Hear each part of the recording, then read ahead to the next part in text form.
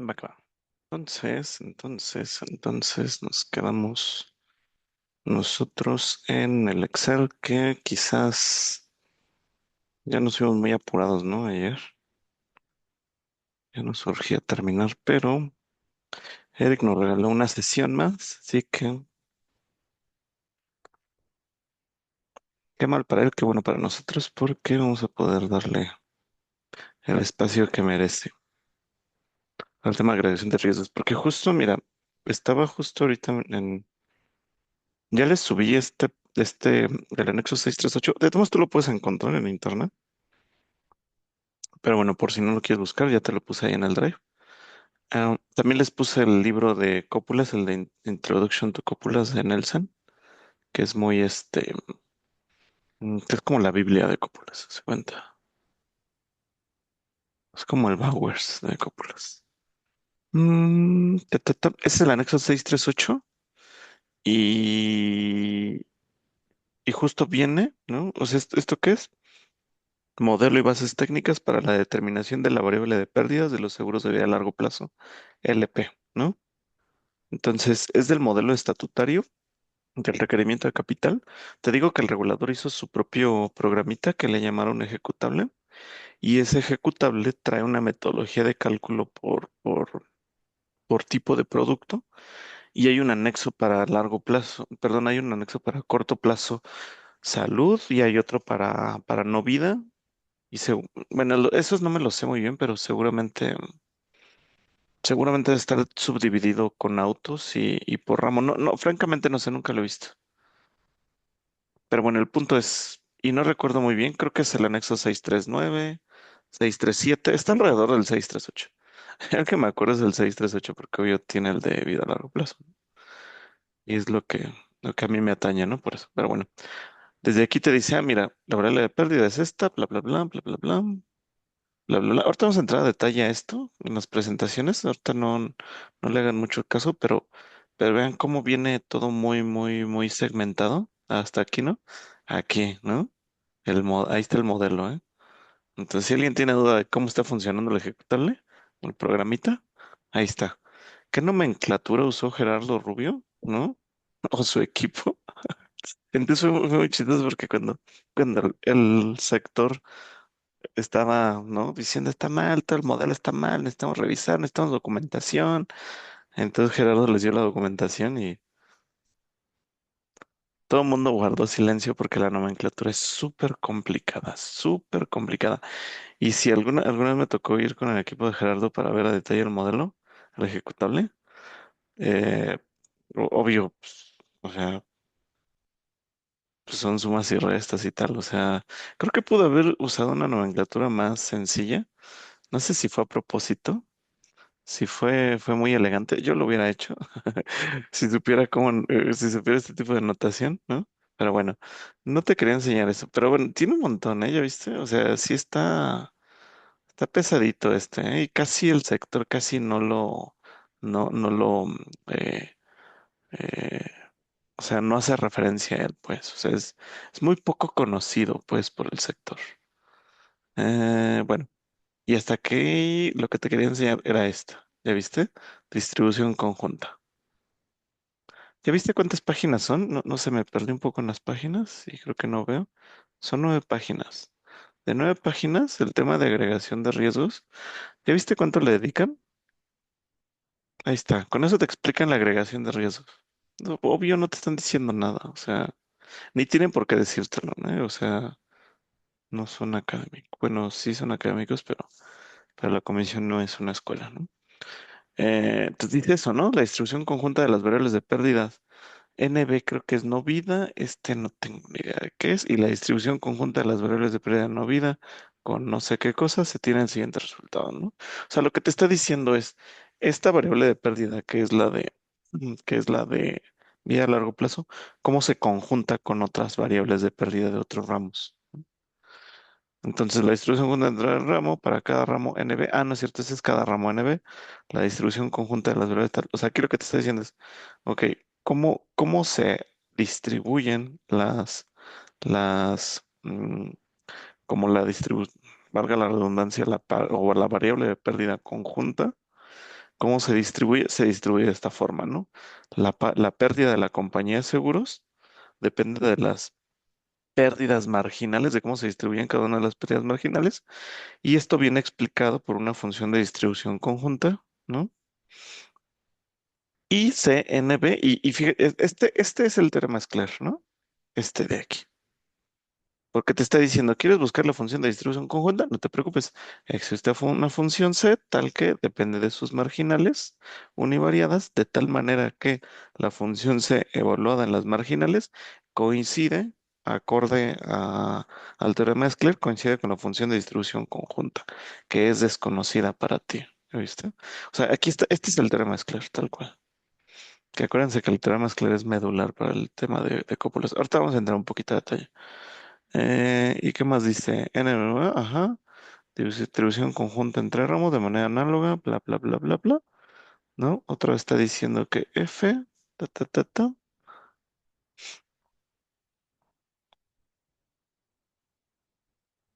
Ujú, ujú. Y ya,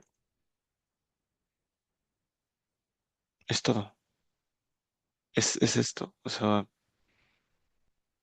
entonces, por eso te digo que se me hizo muy chistoso cuando una vez iba a dar un curso de cópulas y que estaba buscando unas horas de educación continua con el CONAC. Y el CONAC me dice, el tema de cópulas lo vemos que no tiene una aplicación en el sector asegurador. El colegio, o sea.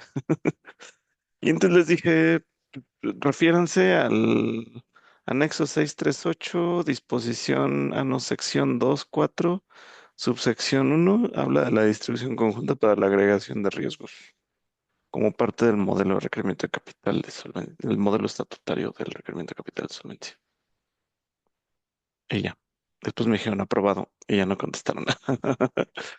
Muy chistosos mis colegas de siempre. Bueno, entonces vamos a volver al tema de agregación de riesgos, nada más para dedicarle un poquito más de tiempo, que vale la pena. Este,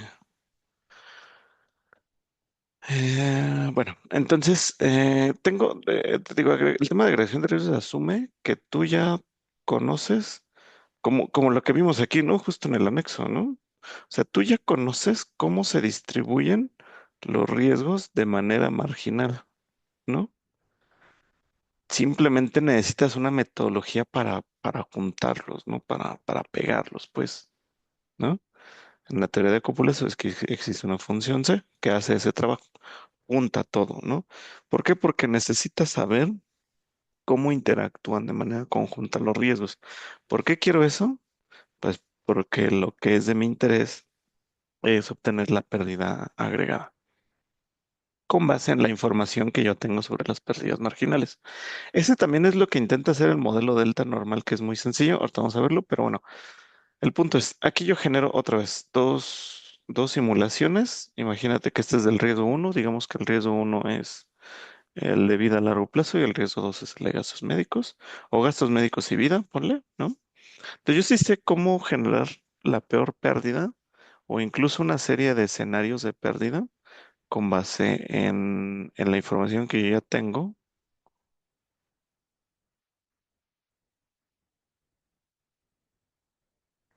Perdón, es que me llega un mensaje, estoy nada más al pendiente. Pero bueno, entonces, eh, está asumiendo que tú ya sabes cómo generar escenarios de pérdida para las carteras de gastos médicos y de vida, ¿no?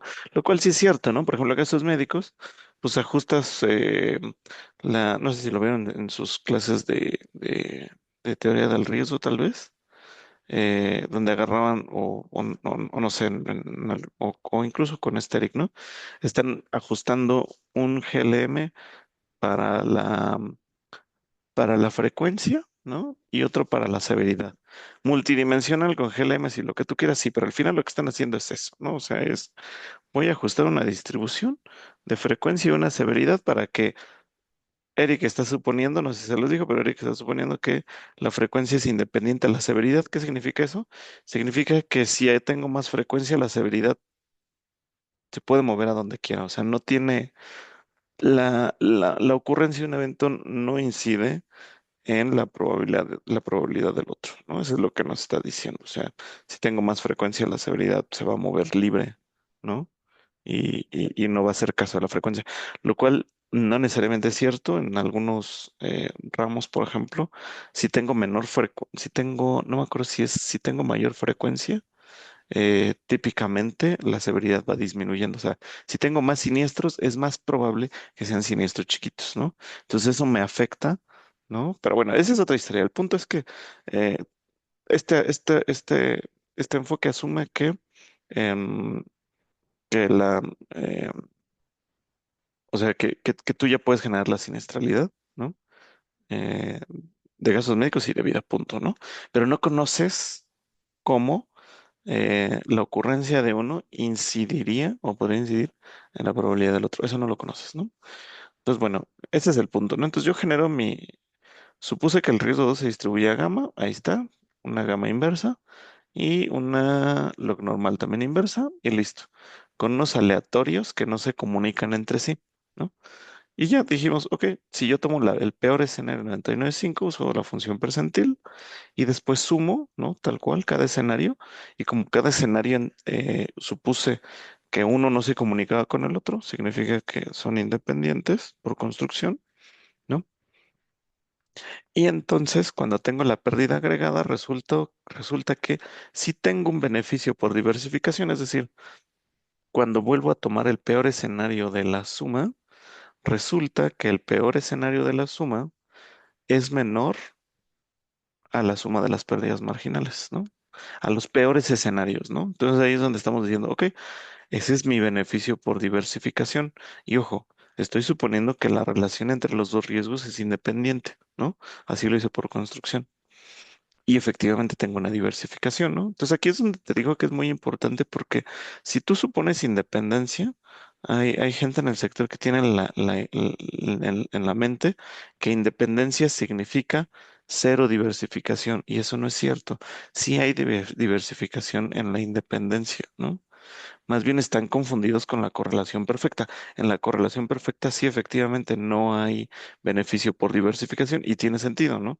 Porque si un riesgo crece en esta magnitud, el otro crece en exactamente la misma magnitud y entonces efectivamente el peor escenario conjunto o la suma de los peores escenarios va a ser igual a la suma de los peores escenarios porque no se compensaron, porque si uno le iba mal, el otro le iba igual de mal. Entonces no había ningún beneficio por tener un portafolio diversificado.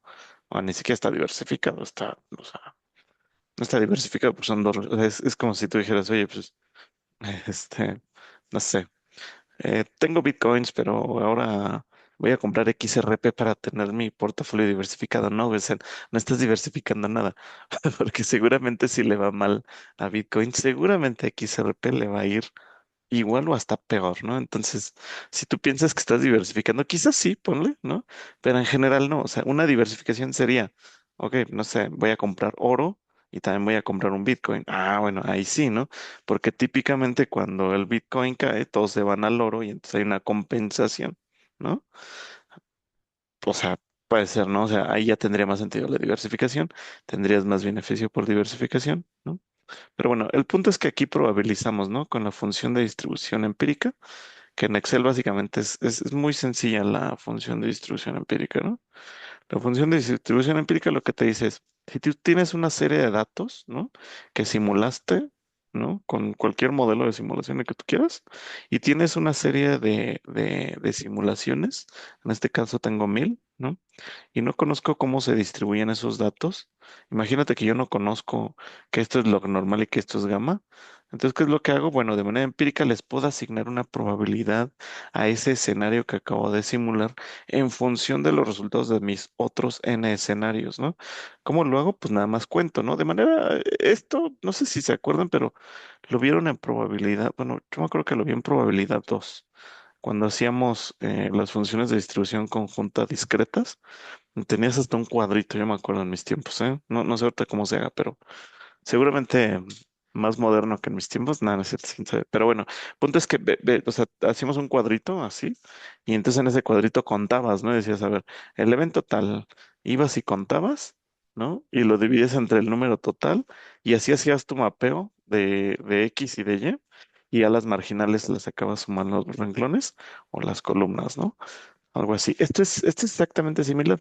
Estoy contando cuántos valores. de la data observada, cuántos valores son menores o iguales al valor que yo quiero, o sea, que es de mi interés, ¿no? Ver cuánta probabilidad tiene, ¿no? Digo, a ver, cuántos valores de mi data son menores o iguales al valor al cual yo le quiero encontrar la probabilidad. En este caso dices, ah, ok,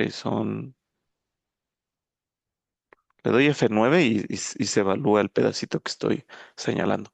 Entonces me está diciendo, 903 datos son menores o iguales con respecto a mi data completa, son menores o iguales a 461.6. Ah, ok. ¿Y cuántos datos tengo en total? ¿No? Tienes 1000, ¿no? Ah, ok. Entonces, ¿cuál es la probabilidad que le asigno a esto? Pues punto 9, ¿no? Punto 90 y algo. Que coincide un poco con el valor original, ¿no? Con el que generé la simulación, más o menos, ¿no? Entonces, en esta parte yo estoy probabilizando mis valores observados o mis simulaciones, y esto te digo que en la teoría de cúpulas le llaman pseudo observaciones. No son las observaciones directamente, son pseudo observaciones porque son transformaciones de los valores reales observados.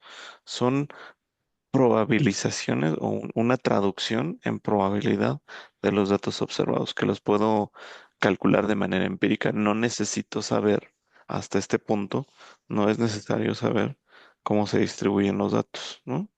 De una forma empírica puedo obtenerlos. Bueno, entonces una vez que ya tengo probabilizados estos datos, ¿por qué probabilizados? Porque acuérdate que la teoría de cópulas, acuérdate que el teorema de Schler, ¿no? Ya lo veíamos en el anexo. El teorema de Schler lo que te dice es que la función de distribución conjunta coincide con una función C cópula que depende de sus marginales. Que si tú no conoces cómo se distribuyen X y Y, no te preocupes, los puedes estimar con la función de distribución empírica. ¿Y cómo le llaman? Le llaman pseudo observaciones, ¿no? Es decir, a las parejas U, B estimadas de manera empírica le llaman pseudo-observaciones, ¿no? Y entonces ahora sí, con las pseudo-observaciones sí son los argumentos de la función cópula, ¿no? Entonces, para tú saber la dependencia entre dos variables aleatorias, lo vas a hacer con el gráfico de dispersión, ¿no? Sobre las pseudo-observaciones. O sea, pero todo esto tiene sentido, ¿no? O sea, como la función cópula tiene como argumentos, ¿no? Los argumentos de la función cópula son probabilidades, ¿no? Entonces tiene sentido que yo grafique las probabilidades para ver cómo interactúa un riesgo en función del otro, ¿no? Pero en el mundo de las probabilidades, ¿no? Entonces, aquí es donde si yo construyo dos vectores, los probabilizo y luego hago su gráfico de dispersión, entonces, pero su gráfico de, ay, se me fue el nombre. Ah, bueno, no se me viene otra vez. Bueno, hago el gráfico entre las dos marginales, entre las dos observaciones. Aquí puedo ver cómo está interactuando la probabilidad de uno o cómo la probabilidad de uno incide en la probabilidad de otro, ¿no? Y aquí estoy viendo que son independientes. ¿Cómo puedo ver que estos son independientes? Pues porque la independencia se ve así muy aleatoria, o sea, realmente no hay un patrón, ¿no? Aquí, ¿y cómo lo puedo interpretar? Por ejemplo, a probabilidades muy altas de U, ¿no? Del riesgo uno, estoy viendo que al riesgo 2 le puede pasar lo que sea. Fíjate cómo aquí está entre cero y uno. Pues sí, está entre cero y uno, pues, porque son probabilidades, ¿no? Y fíjate cómo la probabilidad del otro puede ser cualquier cosa, ¿ya viste? O sea, tengo valores en todos lados. Entonces, ¿cuál es la interpretación? Pues que en probabilidades altas, muy altas de mi riesgo uno, la probabilidad del riesgo 2, o sea, como que se mueven de manera independiente, ¿no? Esto obvio yo lo sé porque lo construimos independiente, ¿no? No estoy diciendo nada que no conozca. Ahorita vamos a la cópula Frank, me lo voy a saltar. Y ahora sí, ¿Qué es lo que pasaba en Solvencia uno? Lo que pasaba en Solvencia uno, no sé si se acuerdan, si no chequen las presentaciones, ni siquiera le llamaban requerimiento de capital de solvencia, le llamaban requerimiento bruto de solvencia, era igual a la suma y tenían 16 requerimientos de capital, a la suma de los 16 requerimientos brutos de solvencia, ¿no? Así tal cual. O sea, no había una agregación de riesgos, no había nada, nada. Decías, el peor escenario que me puede pasar de manera agregada es igual a la suma sin ningún beneficio por diversificación. Entonces, ¿qué estaba asumiendo Solvencia uno? Que el beneficio por diversificación era cero, ¿no? ¿Y qué significa que sea cero? Significa correlación perfecta. ¿Qué es correlación perfecta? Tal cual esto. Si a uno le va mal, al otro le va igual de mal, ¿no? O sea, no tienes ningún beneficio por tener una cartera diversificada porque en realidad todos tus riesgos eh, crecen o decrecen en el mismo sentido, ¿no? Entonces, no tiene sentido que la peor pérdida del portafolio em, sea menor o igual o que tengas algún beneficio por tener un portafolio en comparación a ser una compañía de una sola línea de negocio. O sea, da igual, ¿no? Y eso no pasa en el sector. En el sector lo que ocurre es que tienes compañías de seguros multiramos, tienen muchos ramos, tienen autos, tienen vida, tienen como GNP, por ejemplo. GNP es multiramo, Allianz, Mafre, la compañía donde estoy ahora también es multiramo. AXA también. Sí, sí, sí. ¿Quiénes son monolínea? Ya lo vimos, Scandia, ¿no? Nada más maneja puro vida individual. Seguros Monterrey nada más maneja vida y salud. MetLife también. ¿Quiénes más son mono? Bueno, y daños, ¿no? Dañeras, compañías 100% dañeras, Qualitas, obvio. El Águila, ¿no? De hecho, Qualitas también es monolínea. Hace poquitito abrió una creo que de gastos médicos, me parece. Apenas está creciendo en gastos médicos. Pero eso tiene como 2 años más o menos. O sea, realmente maneja puros autos. Pero bueno, el punto es, hay compañías que son multiramo y entonces multiramo esperarías que en términos de requerimiento de capital deberían de tener una mejor diversificación. Y esto tiene sentido. Por ejemplo, en COVID, ¿qué pasó en COVID? Lo que nos pasó en el sector en COVID fue que lo primero que ocurrió fue obviamente que empezaron a crecer la siniestralidad de gastos médicos, ¿no? Eso fue, bueno, lo primero que pasó es que nos mandaron todos a casa, ¿no? Eso fue lo primero que pasó. Entonces, ¿qué fue lo que pasó? Las calles estaban vacías, entonces los coches no salían, ¿no? Entonces, ¿qué le pasó a compañías como Qualitas? Estaban felices, ¿no? Porque tenían muy poquita siniestralidad. O sea, tenían muy poca frecuencia porque casi no habían vehículos expuestos en la calle. Todos estaban guardados sanos y salvos en sus casas. Lo que sí les ocurrió fue que empezaron a tener siniestros, menos número de siniestros, pero con mayor severidad. Y es lo que te digo, o sea, no necesariamente la frecuencia y la severidad son independientes. Y tiene sentido que haya habido más severidad, pues porque como las calles estaban vacías, los pocos que salían, pues veían todo libre y se ponían como loquitos, ¿no? Como, como rápidos y furiosos y pues ocurrían accidentes más severos, ¿no?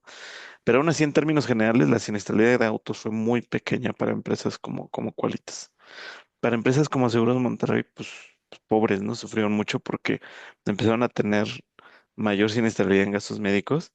Y lo que te digo, si empieza a crecer la siniestralidad de gastos médicos, es muy probable que también te vaya, o sea, casi tiene una correlación 1 a 1 positiva, ¿no? O sea, no sé qué tan correlacionada esté, pero sí hay una correlación positiva entre mayor siniestralidad de gastos médicos, seguro van a empezar a morir más gente, ¿no?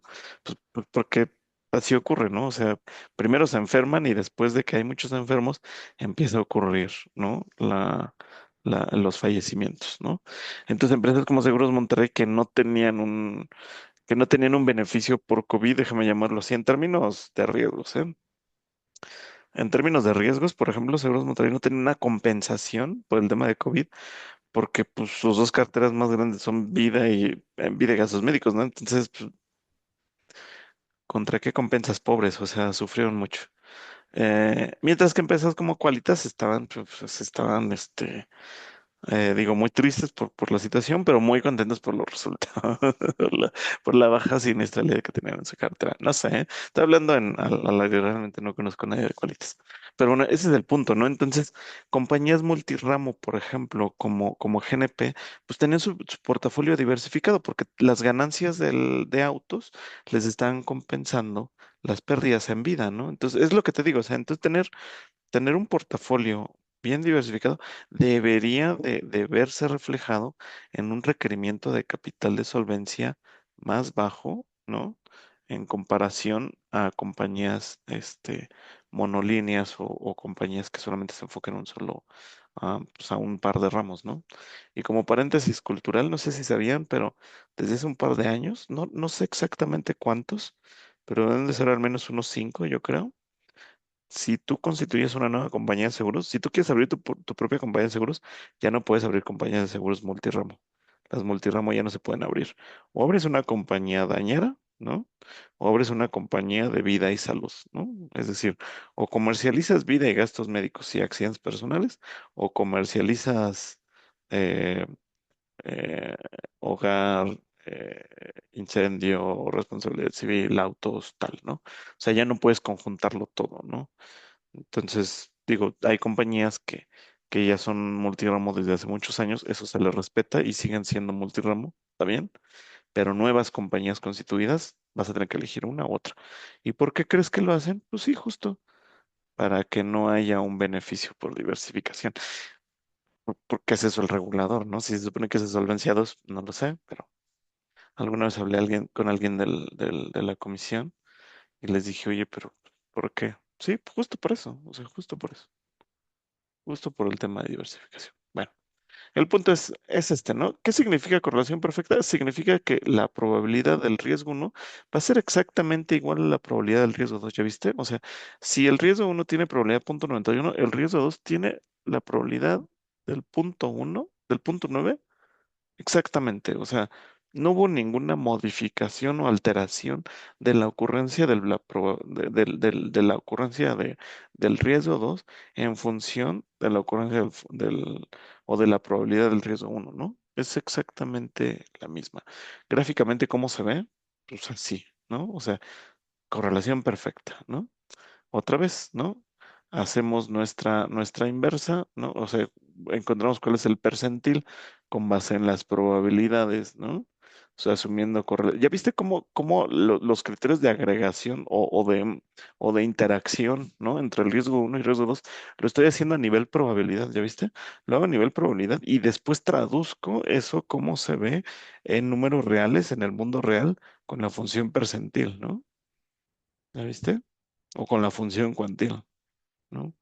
Me traigo la probabilidad y quiero ver de mi set de datos simulados, quiero ver, de mi set de datos simulados, quiero ver cuál dato es el que le corresponde a esta probabilidad. Es como una especie de reordenamiento. Por eso te digo que en el sector, cuando hablas con alguien del tema de agregación de riesgos, te van a decir, sí, claro, las cópulas, es que son los que reordenan las simulaciones que hace el ejecutable de manera marginal, ¿no? Y sí, efectivamente eso pasa, ¿no? Efectivamente eso está haciendo. Pero el reordenamiento viene por esto, justo, porque estás modificando la probabilidad de ocurrencia del riesgo 2 en función de la probabilidad del riesgo uno, ¿no? Con base en una maquinita que te va a estar diciendo cómo una probabilidad incide o afecta en la otra. Aquí estamos suponiendo una correlación perfecta, pero bueno, si supusiéramos, por ejemplo, una Frank, ¿no? Entonces necesitaría una maquinita, que es esta, en donde entran cópulas. O sea, realmente las cópulas, te digo, entran acá, en la modificación de la probabilidad. Por ejemplo, aquí, si suponemos que los riesgos, ¿no? Se distribuyeron Frank de manera conjunta entre el riesgo uno y el riesgo 2, estaría diciendo que la probabilidad del riesgo 2 sería 0.81, ¿no? No sería 0.91 exactamente, es 0.81, o sea, sí con una ocurrencia, pero no tan perfecta como para igualar al 0.90, ¿no? Eso es lo que está diciendo Frank con base en una correlación sí positiva, pero tampoco perfecta, pues, ¿no? A eso me refiero. El punto es que cuando hago esto, ¿no? Cuando hago esto y vuelvo a hacer lo mismo, ¿no? De calcular. O sea, cuando hago este reordenamiento, digamos, ¿no? Y vuelvo a sacar el peor escenario de cada uno de los riesgos marginales, ¿no? Y hago lo mismo, sumo, ¿no? Ahora sí voy a estar sumando, suponiendo, o con la data ya reordenada, por así decirlo, vuelvo a sacar, bueno, vuelvo a sacar la suma y después vuelvo a sacar el percentil de la suma y efectivamente la diversificación es cero, ¿no? No hay diversificación. ¿Por qué? Pues porque estoy asumiendo que los riesgos tienen una correlación perfecta, ¿no? Correlación uno perfecta, ¿no?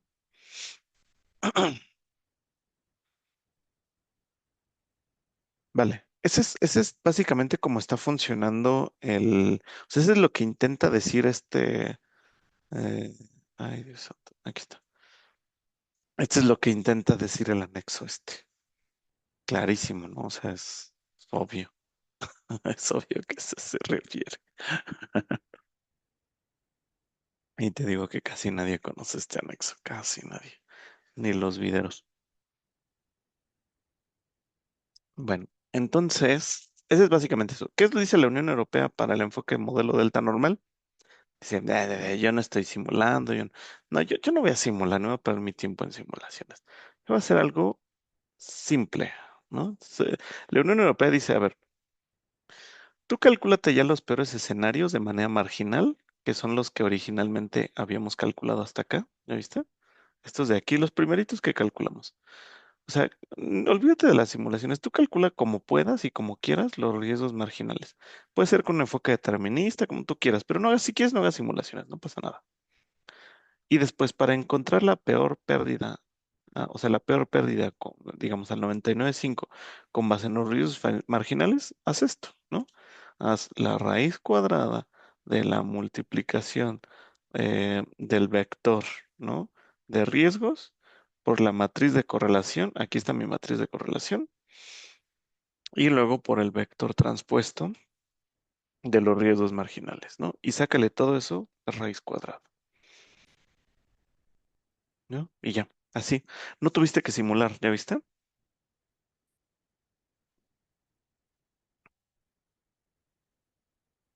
Déjenme entrar a una sesión que tengo que escuchar, pero solo tengo que escuchar.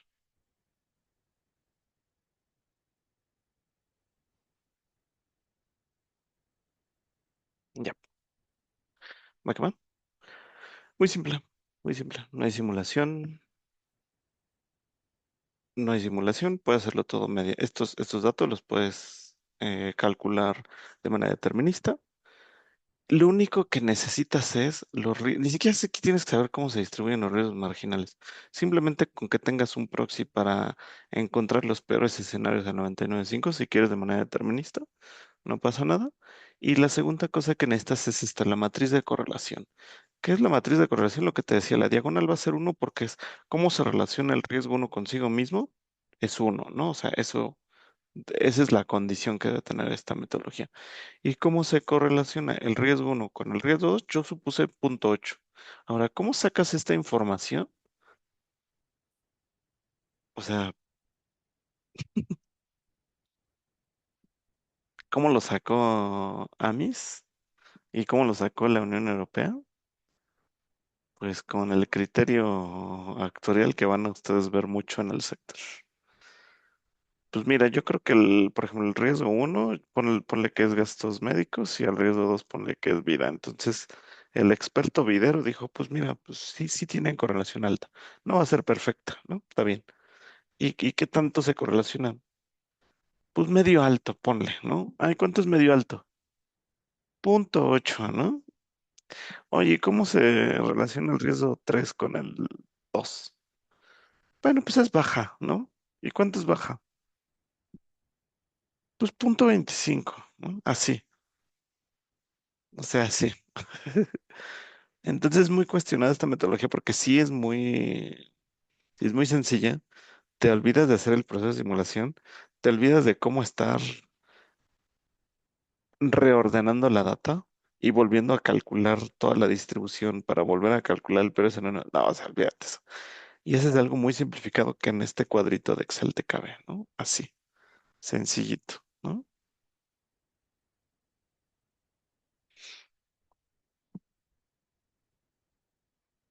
Hasta aquí dudas, comentarios, decepciones. Así es como está funcionando la Unión Europea, ¿no? O sea, México está funcionando así, con funciones cúpula. Pero ya reordenado. O sea, esto no es un reordenamiento, pero bueno, ahorita entramos a este. No me acuerdo.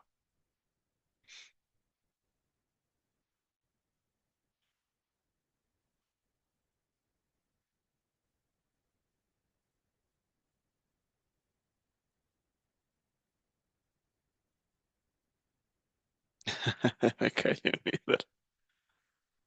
Nada, nada, yo digo, pues, o sea, el día a día, ay, el día a día. A veces uno se pregunta por qué tomé cuatro cálculos y un análisis matemático. Sí, sí, sí, sí, sí era necesario. No es cierto, es broma. No, no, no. Ese es el tema. O sea, hay que ser muy prácticos en el mundo laboral. O sea, a la compañía no le interesa si estás haciendo una nueva teoría o qué tan complejo es tu modelo. Le interesa qué tanto incide en el negocio. El ejemplo que te puse, ¿no? Del margen de riesgo, ¿no?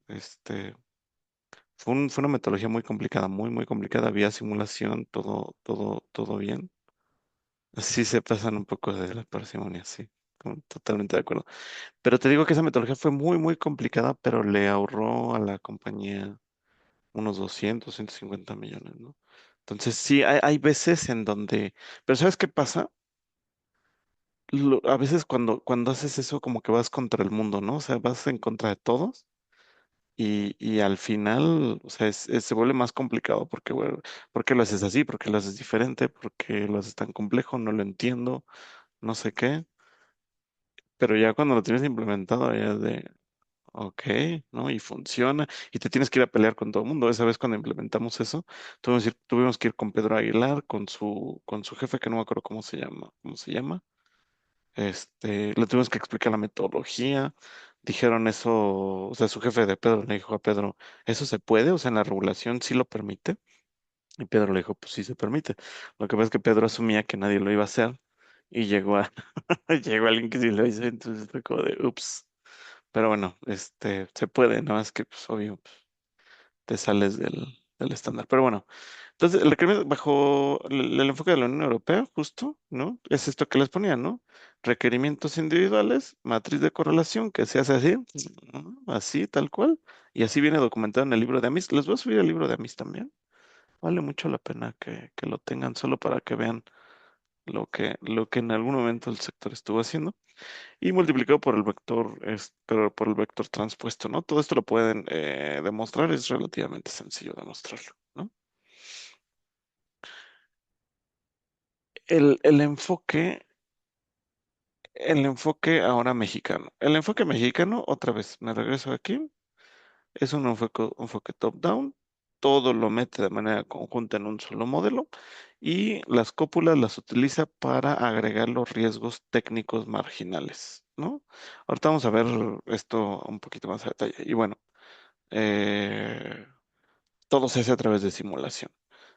En comparación al enfoque europeo, que todo se hace con eh, cálculos deterministas, ¿no? Aquí nosotros sí hacemos un modelo vía simulación. Se dice la leyenda urbana que la Unión Europea estaba interesada en ver cómo podían medir el tema de descalce. Ahorita vamos a ver qué es el tema de descalce. Y cuenta la leyenda que le hablaron al regulador en ese tiempo, no me acuerdo quién estaba al frente, pero le llamaron a quien estaba al frente. Le dijeron, oye, ¿cómo resolviste esto? Y le dijeron, pues así vía simulación y ta, ta, ta, ta, ta. Y los europeos se quedan así como de, es que tú simulas, ok, ya, sí, sí, sí, así sí se puede. Ok, gracias. O sea, como que ellos querían seguir con su enfoque determinista, pero también medir ese riesgo. Es muy difícil hacer proxies para medir eventos extremos y más aún cómo se van interactuando entre ellos, porque el riesgo de descalce es un riesgo que está combinado a la parte financiera con el componente de seguro. Ahorita vamos a ver un poquito de detalle qué es eso y cómo lo resolvió el regulador aquí en México, pero es muy difícil, ¿no? Cómo estar haciendo esa conjunción. Es el tema del enfoque europeo, pero no quita que es un enfoque muy simplificado que no necesitas mayores complejidades. No sé, ahí ya queda a criterio, ¿no? El punto es que esta es la regla mexicana, ¿no? El requerimiento de capital de solvencia se suman, ¿no? Y tú me dirás de aquí, ¿por qué se suman si me dijiste que tenía que haber un método de agregación de riesgos? Lo que pasa es que el regulador aquí está suponiendo o está sumando sin tener ninguna agregación sobre riesgos, ¿no? Que a priori está asumiendo que no se diversifican. Esta pérdida de aquí es técnico y financiero de seguros, ¿no? Entonces agárrate el peor escenario, técnico y financiero de seguros. Ese es el técnico y financieros de pensiones. Esta P es de pensiones. Pensiones derivadas de la seguridad social, ¿no? Esto es técnico y financiero de seguros, ¿no? Esta F es lo mismo, técnico y financiero. Esta última F significa fianzas. Este es riesgo de... Oh, santo Dios, no me acuerdo. Ah, sí, ya me acordé. Este es contraparte y este es el operativo. Entonces, ¿qué es lo que está suponiendo el regulador aquí? Está suponiendo que los riesgos que no va a asumir, o sea, eso dijo el regulador, los riesgos donde no va a existir una diversificación van a ser estos. Va a ser el de seguros, con las pensiones derivadas de la seguridad social, confianzas con contraparte y operativo. O sea, fue categórico el regulador en decir, entre estos riesgos no va a haber una diversificación, ¿no? Pero internamente, los seguros sí va a tener una diversificación interna. Pero sí tiene, que ni tiene sentido, ¿no? Porque una compañía no va a manejar fianzas y va a manejar seguros, ¿no? Fianzas necesitas otra razón social, otra compañía y va a ser otra cosa distinta. Pero bueno, yo creo que el regulador por ley quiso dejarlo así, pero bueno, tiene más o menos su cierta lógica, ¿no? Si nos metemos a detalle a qué es lo peor, al peor escenario del técnico y financiero de seguros, esto viene de la ley, esto es de la circular, no me acuerdo que el capítulo de requerimiento de capital, creo que es el capítulo 4, me parece, no me acuerdo bien. ¿Ya viste? Eligieron como medida de riesgo un bar y el peor escenario al 99.5, ¿no? Entonces ya aquí definieron el alfa y la medida de riesgo RO, ¿no? Y viene ya por ley. Y lo hacen sobre la variable aleatoria de pérdida L. Y la variable aleatoria de pérdida es una variable aleatoria de perspectiva, esta es solvencia 2, ¿no? Y a un horizonte de un año, ¿no? Este es el horizonte de tiempo que te acuerdas que era otro de los temas que tenía, ¿no? Que definir, ¿no? El horizonte de tiempo. Estas pérdidas prospectivas que estoy calculando, ¿para cuántos años estoy calculando que esa pérdida podría ocurrir? A un año. Ok, perfecto. Esa variable de pérdida al cual yo le estoy sacando el bar, ¿no? ¿Cómo la construyo? La construyo así, como la pérdida del activo más la pérdida del pasivo, ¿no? Entonces, pero ojo, aquí parece que estos números, o sea, estos números son variables, ¿no? Es decir, aquí lo que está diciendo esto, y le estoy sacando la función bar a L. ¿Qué significa esto? Significa que esta L, yo voy a tener ya n escenarios de la variable L. O sea, aquí está asumiendo, no lo dice, pero sí lo dice a la vez, ¿no? Son n escenarios de pérdida, ¿no? De pérdida agregada. Ya hay un proceso de simulación ahí atrás, ¿no? ¿Estás de acuerdo? Y este proceso de simulación, o sea, el escenario iésimo va a ser igual al escenario iésimo de la pérdida del activo y el escenario iésimo de la pérdida del pasivo, ¿no? Entonces está sumando otra vez escenario por escenario entre la pérdida del activo y pérdida del activo. Entonces ya te fijaste cómo la, primero no hay proxies, no hay proxies, no hay escenarios deterministas, todo es simulación. Esa es primera. Y la segunda es la pérdida conjunta, la vas a ir sumando escenario por escenario, ¿no? Entre el activo y el pasivo. Entonces, el activo y el pasivo, cuando lo sumes, lo vas a ir sumando escenario por escenario, ¿no? Entonces, desde la construcción, tu modelo ya va a estar considerando no solamente las pérdidas del pasivo, sino también las pérdidas del activo. Entonces, el enfoque top-down, ¿no? O sea, estoy construyendo todo de manera conjunta y directamente de manera conjunta estoy construyendo el requerimiento de capital de solvencia. ¿Ya viste? Es un modelo top-down, ¿no? O sea, te digo, desde ahí ya se ve desde la construcción, desde el planteamiento del modelo que viene en la ley, ¿no? Ahora, las pérdidas del activo. Las pérdidas del activo, ¿qué es lo que dice? Lo que dice es, ok, tú tienes un valor inicial, ¿no? Del activo, de todo tu portafolio. Este es el valor del activo en el año cero, ¿no? De todo tu portafolio. Ahora, ¿qué es lo que hace el modelo? Y ese es algo que hoy sabes, que hoy conoces, y ese es algo que hoy tienes. Es un valor fijo conocido, pues, ¿no? Después, esta es la variable de pérdida. Entonces, la variable de pérdida te dice, ok, ¿y qué más? Este valor de aquí, vas a ver cómo se mueve el valor del activo dentro de un año con todas las posibilidades que pudiera mover el valor del activo, ¿no? Por ejemplo, tasa de interés, ¿no? La tasa libre de riesgo, la tasa de interés de los cupones corporativos, en fin, tipo de cambio puede ser, en fin, todas las cosas que le podría ocurrir que el activo pueda tener una minusvalía o un superávit, lo que sea, tiene que estar metido en esto. Entonces, vamos a tener una serie, ¿no? De escenarios de activo en año uno, escenario 2 hasta escenario N. Voy a hacer N simulaciones de cómo el activo se va moviendo en año uno con base en todos los factores de riesgo a los que está expuesto mi portafolio, ¿no? ¿Lo visto? Y también, si se generan cupones, también van a ser parte de mi pérdida o ganancia, ¿no? Y el valor presente, ¿no? Pero ese es chocado, no es choqueado, sería choqueado, ¿no? Es que le puse, es que tengo Spanglish en la presentación original y así me lo tradujo esta cosa como chocado, pero es choqueado, o bueno, es Spanglish, choqueado. Ajá. Del lado del pasivo que tengo el pasivo en año cero. En año cero, ¿quién es? Es el Bell, ¿no?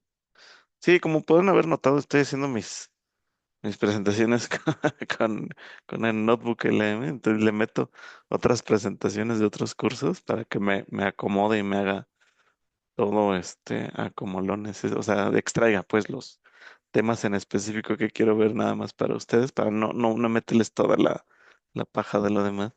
Y justo tengo Spanglish ahí, pues,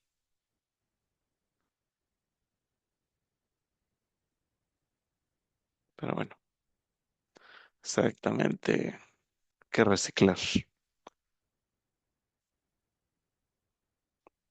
es el principio del mundo Godín, recicla, recicla. Bueno, este peso ya lo tengo, se llama Bell, es un monto ya conocido, que ya lo estimé como tú quieras, de manera determinista, como tú quieras, pero ya lo tengo, ¿no? Después voy a tener todos los siniestros o reclamaciones que espero yo pagar en el año uno. ¿Ya viste cómo esto hace año uno y año uno? Los cupones que voy a recibir en año uno. El activo, ¿cómo se va a revalorizar en año uno? Aquí el horizonte, aquí es donde entra la definición del horizonte de tiempo. Entonces, justo, ese es en donde dice, ok, los principios de solvencia 2 me dice año, nada más un año de pérdidas. Ok, ¿cómo lo traduzco eso al modelo? Ahí está, ¿no? Cuando vea la revalorización del activo en año uno, entonces tengo, o sea, cuando vea el activo cómo se revaloriza, digo, pues va a ser en año uno, pues porque el horizonte de tiempo yo lo definí que iba a ser en un año, ¿no? Pues básicamente eso, ¿no?